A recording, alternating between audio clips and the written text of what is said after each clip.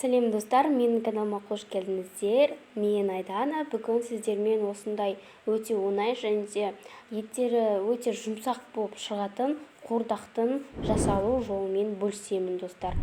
Қуырдақ өте оңай, бастысы және де еттері өте жұмсақ болып дайындалады. Мен жасаған рецептпен жасап көріңіздер достар. Ең алдымен каналға тіркеліп, оның жанында тұрған қоңыраушаны басып, лайк басуды ұмытпаңыздар. Ең алдымен қазанға май құйып аламыз. Май құйып алғаннан соң қызып тұрған майға біз кубик-рубиктай болмаса дөңгелек етіп туралған пиязымызды саламыз. Оны жақсылап қызартпаймыз, қатты күйдіріп емес, жай ғана қызартқаннан соң етіміз және де бүйрек және де жүректі осылай салып қуырып аламыз достар.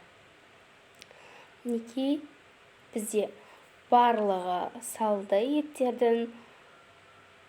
Қуырдақ ең бастысы солай бүйректермен, еттермен өте дәмді.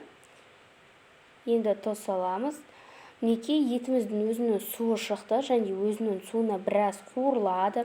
Негізі етті 20-30 минуттай қуырғандарыңыз жөн достар. Сонда өте жұмсақ болады. Енді 20-25 минут тұрған етіміздің үстіне картопымызды салып, солай араластырамыз және оны оттың астын баяу етіп, оны солай біраз қайнатамыз. Пісейін деп жатқан кезде, 5-10 минут қалған кезде біз бауырымызды салып жібереміз. Бауыр өйткені тез піседі және де дәл қазір салсақ өте оңай.